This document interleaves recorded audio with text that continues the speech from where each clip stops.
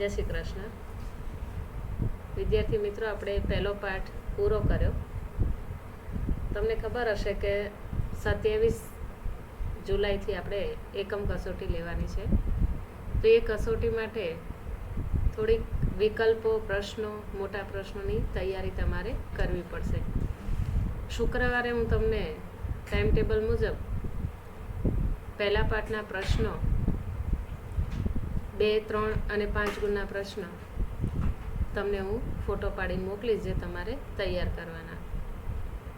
હવે આપણે બીજું ચેપ્ટર જે છે એ આર્થિક વૃદ્ધિ અને વિકાસના સંદર્ભમાં એના તબક્કાઓ વિશેનો ખ્યાલ આપણે આ પાઠની અંદર ભણવાનો છે. તમે 10મા ધોરણની અંદર ભણી ગયા છો આર્થિક વૃદ્ધિ અને આર્થિક વિકાસ. સામાજિક વિજ્ઞાનની અંદર અર્થશાસ્ત્ર પાઠની અંદર આ પોઈન્ટ તમારે આવતો હતો, પણ અહીંયા થોડું ડિટેલમાં આપણે કરવાનું આવશે. હવે આ પાઠની અંદર પહેલા પ્રસ્તાવના, પછી આર્થિક વિકાસનો અર્થ, આર્થિક વૃદ્ધિનો અર્થ, આર્થિક વિકાસની વ્યાખ્યા, આર્થિક વૃદ્ધિની વ્યાખ્યા, આર્થિક વિકાસની મર્યાદા અને આર્થિક વૃદ્ધિની મર્યાદા, આટલી ચર્ચા આપણે કરવાની છે. ખાસ તમારે પુસ્તકને આધારે પ્રસ્તાવના અને વૃદ્ધિ અને વિકાસના ખ્યાલ જે હું સમજાવું એના આધારે, ચોપડીના આધારે જ તમારે પ્રશ્નો હું આપીશ, એના તમારે જવાબ એમાંથી શોધીને તમારે લખવાના છે. અત્યાર સુધી મેં પહેલા પાઠમાં એવું કર્યું કે તમને સીધા ફોટા પાડીને મોકલતી, જેના જવાબ તમે જોઈને લખતા. પણ હવે માત્ર પ્રશ્નો એ તમને આપીશ, એના આધારે લખવાનું. પહેલો પાઠ આપણે આલેખનો જોયો. બીજો પાઠ હવે આ થિયરિકલ પાઠ. આ પાઠની અંદર આર્થિક વિકાસ અને વૃદ્ધિ વચ્ચેનો તફાવત, આ 5 ગુણનો પ્રશ્ન ફરજિયાત પરીક્ષાની અંદર તમારે પૂછાતો હોય છે. આર્થિક વિકાસ સાધવો એટલે શું? તો વિશ્વના દેશો છે એ આજે સૌથી મહત્ત્વપૂર્ણ જો એમનો ઉદ્દેશ હોય તો આર્થિક વિકાસ સાધવો. અને તેમાં પણ બીજા વિશ્વયુદ્ધ પછી આપણે જોઈએ તો આના માટેનું ચિંતન રજૂ કરવામાં આવ્યું. આ બીજું વિશ્વયુદ્ધ ક્યારે શરૂ થયું? તો 1939થી 1944ના દરમિયાન દુનિયાના વિકાસમાન દેશોએ કેટલીક સમસ્યાઓ છે, બેરોજગારી, ગરીબી, આવકની અસમાનતા, ભૂખમરો, આ બધી સમસ્યાને ઉકેલવા માટે આર્થિક વિકાસ ઉપર એમણે ભાર મૂક્યો. ત્યારથી જ આર્થિક વિકાસ અને આર્થિક વૃદ્ધિનો શબ્દ પ્રચલિત બન્યો. હવે વિકાસમાન દેશોએ આર્થિક વિકાસ દ્વારા વિકસિત દેશોની સરખામણીમાં માથાદીઠ આવકનો તફાવત ઘટાડવાનું અને જીવન ધોરણને ઊંચું લઈ જવાનું નક્કી કર્યું. કોઈ પણ દેશો હોય એની આર્થિક વિકાસ માટેની જાગૃતતાની અંદર મુખ્ય બાબત એ છે કે માથાદીઠ આવકો વધે અને જીવન ધોરણ ઊંચું આવે. આપણે 11મા ધોરણની અંદર ભણી ગયા હતા માથાદીઠ આવકની વ્યાખ્યા. તમને ખ્યાલ હશે કે દેશની કુલ રાષ્ટ્રીય આવક છેદમાં દેશની કુલ વસ્તી, એટલે કે કુલ રાષ્ટ્રીય આવકને કુલ વસ્તી વડે ભાગતા જે આંક મળે એને આપણે શું કહે છે? માથાદીઠ આવક. તો આ રીતે આપણે જોઈએ તો આર્થિક વિકાસની અંદર વિકસતા રાષ્ટ્રો એના માટે પૂરતા સીમિત નથી, પણ વિકસિત રાષ્ટ્રોએ પણ આર્થિક વિકાસની સાથે આર્થિક વૃદ્ધિને મહત્ત્વ આપ્યું. તો વિકાસમાન રાષ્ટ્રો આર્થિક વિકાસ દ્વારા ગરીબી, બેરોજગારી ઘટાડી અને જીવન ધોરણ સુધારવાનો ઉદ્દેશ ધરાવે છે. તો વિકસિત રાષ્ટ્રો જે છે એ આર્થિક વિકાસનો હેતુ જીવન ધોરણને જાળવી રાખવાનો છે. એટલે કે આપણે જોઈએ છે કે વિકસિત દેશોની અંદર ખાસ કરીને અમેરિકા, જાપાન, જર્મની અને ન્યૂઝીલેન્ડ, ખાસ કરીને આપણે જોઈએ છે કે નોર્વે જેવા દેશો કે જ્યાં વિશેષ કરીને લોકોની આવકોનું પ્રમાણ વિશેષ હોય છે. પણ તમને ખબર હશે કે ત્યાં વસ્તીનું પ્રમાણ કેવું છે? ઓછું છે. માટે ત્યાં વિકાસનો દર પણ ઊંચો જોવા મળે. તો સામાન્ય રીતે આર્થિક વિકાસ અને આર્થિક વૃદ્ધિ આ બંનેને સમાન ગણવામાં આવે છે, પરંતુ ભૂતકાળની અંદર આર્થિક વિકાસ અને આર્થિક વૃદ્ધિના શબ્દો એકબીજાના બદલામાં છૂટથી વપરાતા. એટલા માટે કેટલાક અર્થશાસ્ત્રીઓએ આર્થિક વિકાસ અને આર્થિક વૃદ્ધિ બંનેને જુદા ગણ્યા છે. અહીંયા એક અર્થશાસ્ત્રી છે શ્રીમતી ઉર્સુલા હિક્સ, એણે 2 બાબતો રજૂ કરી છે કે વિકાસમાન દેશોના આર્થિક પ્રશ્નોનું નિરાકરણ એ આર્થિક વિકાસ, જ્યારે વિકસિત દેશોના આર્થિક પ્રશ્નોનું નિરાકરણ એટલે આર્થિક વૃદ્ધિ છે.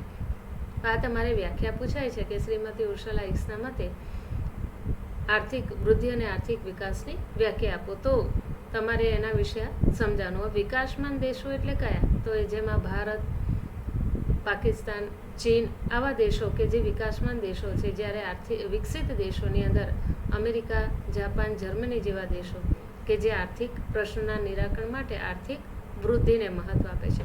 તો અહીંયા તો આપણે પ્રસ્તાવના હજુ માત્ર જોઈએ છે કે આર્થિક વિકાસ અને આર્થિક વૃદ્ધિના સંદર્ભમાં. હવે આપણે એમાં ખ્યાલ જોવાનો છે. પહેલો જ આર્થિક વૃદ્ધિનો અર્થ.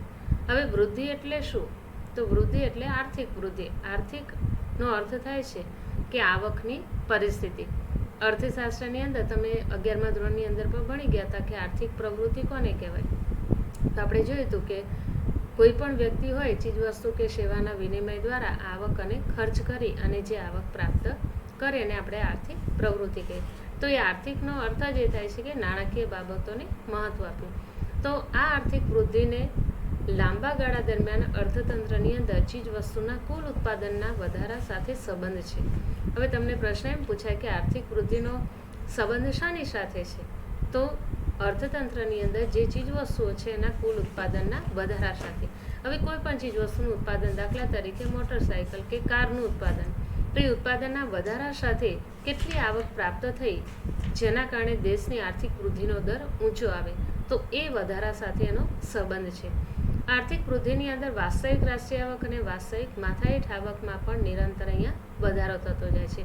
આ વૃદ્ધિ માટે ઉત્પાદનના કુલ 4 સાધનો છે. આપણે 11મા ધોરણમાં ભણી ગયા. જમીન, મૂડી, શ્રમ અને નિયોજન, કે જેમાં ઉત્પાદનના સાધનોને પુરવઠા અને ગુણવત્તામાં થતા વધારાને મહત્વ અપાય છે. જમીન જે છે એને વળતર સ્વરૂપે ભાડું મળે, મૂડીને વ્યાજ, શ્રમને વેતન અને નિયોજકને નફો કે ખોટ મળતો હોય છે. તો આ ઉત્પાદનના સાધનોના સંદર્ભમાં ઉત્પાદકતાને અહીંયા મહત્વ અપાય છે. એટલા માટે સાધનોની ઉત્પાદકતા અને કાર્યક્ષમતામાં વધારો લાવવા માટે આ વાસ્તવિક રાષ્ટ્રીય આવક અને વાસ્તવિક માથાદીઠ આવકને સતત વધતી હોય તો આર્થિક વૃદ્ધિ થઈ છે એવું કહી શકીએ. અને એટલા માટે આર્થિક વૃદ્ધિ એ કેવું પરિવર્તન છે? તો પરિમાણાત્મક પરિવર્તન. આ આર્થિક વૃદ્ધિ ઉત્પાદન, કાચી રાષ્ટ્રીય પેદાશમાં દર વર્ષે થતો વધારો દર્શાવે છે. એટલા માટે આર્થિક સ્થિતિનું ચિત્ર રજૂ કરે છે. દુનિયાના 2 દેશો વચ્ચેની આર્થિક સરખામણીનું મૂલ્યાંકન કરવા માટે પણ એને ઉપયોગી સાબિત કરવામાં આવે છે. હવે આર્થિક વૃદ્ધિ એ કેવું પરિવર્તન છે? તો પરિમાણાત્મક. અને આપણે આર્થિક વિકાસ જોઈશું તો એ ગુણાત્મક પરિવર્તન. તો અહીંયા તફાવતની અંદરનો પણ આ એક મુદ્દો બની જાય કે આર્થિક વૃદ્ધિ એ કેવું પરિવર્તન છે? તો પરિમાણાત્મક. તો હવે એની વ્યાખ્યાઓ આપી છે. હેન્સન, સાયમન ક્રુઝનેટ આ 2 અર્થશાસ્ત્રીઓ વ્યાખ્યા આપી છે. હવે આ વ્યાખ્યા તમારે વિકલ્પની અંદર પૂછાય છે કે આર્થિક વૃદ્ધિ એટલે રાષ્ટ્રીય આવકનો વૃદ્ધિ દર અથવા વસ્તુને સેવાના કુલ ઉત્પાદનના પ્રમાણમાં થતો વધારો. તો આ વ્યાખ્યા કોણે રજૂ કરી અથવા ઇન્વર્ટેડ કોમામાં આપી હોય પછી નીચે 4 વિકલ્પો, એમાં તમે નક્કી કરવાનું હોય કે કયો આમાંથી અર્થશાસ્ત્રી આવે. તો હેન્સન નામના અર્થશાસ્ત્રીએ આર્થિક વૃદ્ધિને રાષ્ટ્રીય આવકના વૃદ્ધિ દર અને વસ્તુને સેવાના કુલ ઉત્પાદનના પ્રમાણમાં વધારો થતો દર્શાવે છે. જ્યારે સાયમન ક્રુઝનેટે શું કીધું કે પ્રજાને વધુને વધુ વૈવિધ્યપૂર્ણ આર્થિક ચીજવસ્તુનો પુરવઠો પૂરો પાડવાની દેશની શક્તિમાં લાંબા ગાળા માટે થતો વધારો એ આર્થિક વૃદ્ધિ છે. આપણે જોઈએ છીએ કે વિકસિત દેશોની અંદર વસ્તીનું પ્રમાણ ઓછું છે, માટે ચીજવસ્તુનો પુરવઠો બધાને પૂરો પડી રહેતો હોય છે. જ્યારે વિકાસશીલ દેશોની અંદર પુરવઠો કેવો છે? ઓછો છે, અને એટલા માટે અછતના પ્રશ્નો ઊભા થતા હોય છે. તો આ આર્થિક વૃદ્ધિના 2 ખ્યાલો, 2 વ્યાખ્યાઓ હેન્સન અને સાયમન ક્રુઝનેટે રજૂ કરી. તો હવે એની મર્યાદાઓ કઈ? તો પહેલું છે કે આર્થિક વૃદ્ધિમાં માત્ર પરિમાણાત્મક પરિવર્તનો ધ્યાનમાં લેવાય. જ્યારે બીજું એમ કીધું છે કે રાષ્ટ્રીય આવક અને માથાદીઠ આવક વધે પણ સંસ્થાકીય કે મનોવૈજ્ઞાનિક વલણો અહીંયા કેવા રહે છે? યથાવત રહે છે. ત્રીજી ખ્યાલ એ મર્યાદા આપી છે કે આર્થિક વૃદ્ધિનો ખ્યાલ મર્યાદિત છે, માત્ર ઉત્પાદનમાં જ વધારો અને વધારાનું એ પ્રમાણ દર્શાય છે. અને બીજી વાત એ કરી કે લોકોના કલ્યાણને અહીંયા કોઈ ફેરફાર થતો નથી, એનો કોઈ બહુ ઉપયોગી બનતું નથી.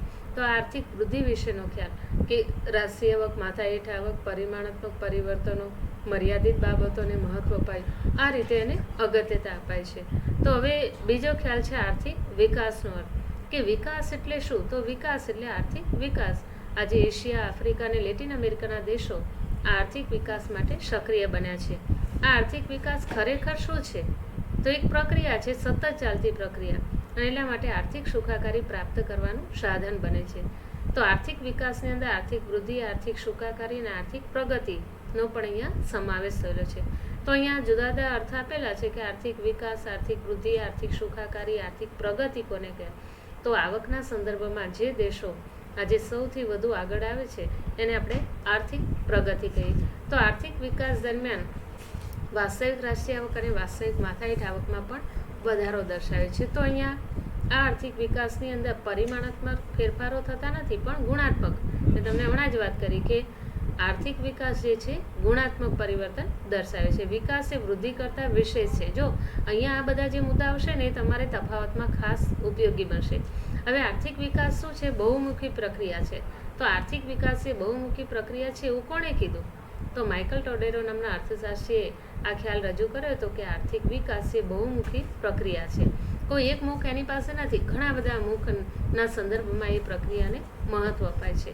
તો આર્થિક અને સામાજિક માળખાને બદલવા માટે આર્થિક પ્રગતિને સામાજિક ક્ષેત્રોની અંદર મહત્વ અપાય છે.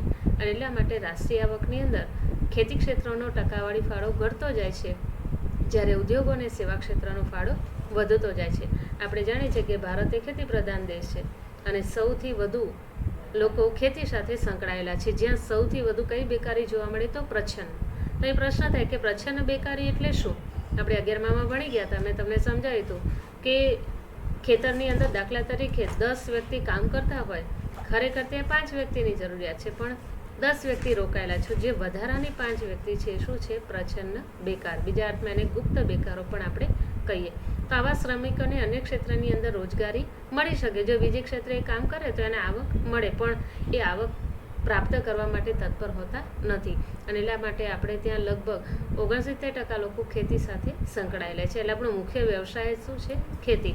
એટલા માટે ભારતને કહેવાય છે કે ભારતીય અર્થતંત્ર જે છે એ ખેતી ક્ષેત્ર ઉપર આધારિત છે. આધુનિક ટેકનોલોજી અમલમાં આવી છે પણ સમય અને ખર્ચમાં બચાવ થાય અને નવા બિયારણોને મહત્વ અપાય છે. એટલે કે આપણે આગળ જોઈશું પાઠ, જ્યારે આપણે હરિયાળી ક્રાંતિનું ભણીશું ત્યારે આ ખેતી ક્ષેત્ર વિશે વિગતે આપણે એમાં જોઈશું. તો ઉત્પાદન અને વહેંચણીનું સંસ્થાકીય માળખું અહીંયા બદલાતું હોય છે, જેના કારણે ગરીબી અને બેરોજગારીની અસમાનતામાં ઘટાડો થઈ શકે. તો એના માટેની 3 વ્યાખ્યા આપી છે અહીંયા આર્થિક વિકાસની. જો મેં તમને હમણાં જ કીધી કે આર્થિક વિકાસ એ બહુપરિમાણીય પ્રક્રિયા છે. કોણે રજૂ કરી? તો માઇકલ ટોડેરોએ. આ વિકલ્પની અંદર ખાસ તમારે પૂછાય છે. બીજી વ્યાખ્યા આપી જે.એમ. મેયરે કે આર્થિક વિકાસ એવી પ્રક્રિયા છે કે જેના હેઠળ ગરીબી રેખાની નીચેની વસ્તીમાં વધારો ન થાય, આવકની વહેંચણી વધુ અસમાન ધારણ ન કરે, એવી શરતોને આધીન રહીને દેશની માથાદીઠ વાસ્તવિક આવકમાં લાંબા ગાળા સુધી વધારો જન્માવે છે. હવે ગરીબી એટલે શું? તો ગરીબી રેખા અને ગરીબી, આના ખ્યાલો જુદા જુદા છે. આપણે ગરીબીનો પાઠ ભણવાનો છે ત્યારે આપણે જોઈશું. પણ અહીં ગરીબી રેખા એટલે કે ઘણી વખત એવું બને કે $1 કરતાં પણ ઓછી આવક વ્યક્તિ ધરાવતું હોય તો એને અહીંયા ગરીબ ગણવામાં આવતો હોય. તો એ સંદર્ભમાં મેયરે કીધું છે કે માથાદીઠ વાસ્તવિક જે લાંબા ગાળા સુધી એમાં વધારો જન્માય છે. ત્રીજી વ્યાખ્યા આપી છે મેકલબ અથવા મેચલપ નામના અર્થશાસ્ત્રીએ. વસ્તી સ્થિર હોય કે સતત વધતી હોય પરંતુ ઉત્પાદનના સાધનો તથા ઉત્પાદનની રીતમાં ફેરફાર જન્માવતી હોય એવી પ્રક્રિયા કે જેને લીધે માથાદીઠ આવકમાં પણ સતત વધારો થતો હોય તો લોકોનું જીવન ધોરણ કેવું જાય? ઊંચું. તો આના કારણે આપણે કહી શકીએ કે આર્થિક વિકાસ થયો છે કહી શકાય.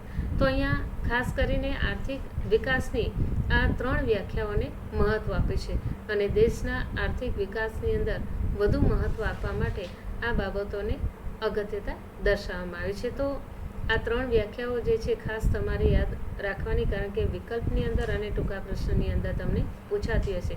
તમને પ્રશ્ન પૂછે કે જે.એમ. મેયરની આર્થિક વિકાસની વ્યાખ્યા આપો, તો આ જે અત્યાર સુધી આપણે ચલાવી છે એના સંદર્ભમાં તમારે ખાસ કરીને બધું જ તૈયાર કરવાનું અને એ સંદર્ભમાં પ્રશ્નના જવાબ પણ તમારે લખવાના છે.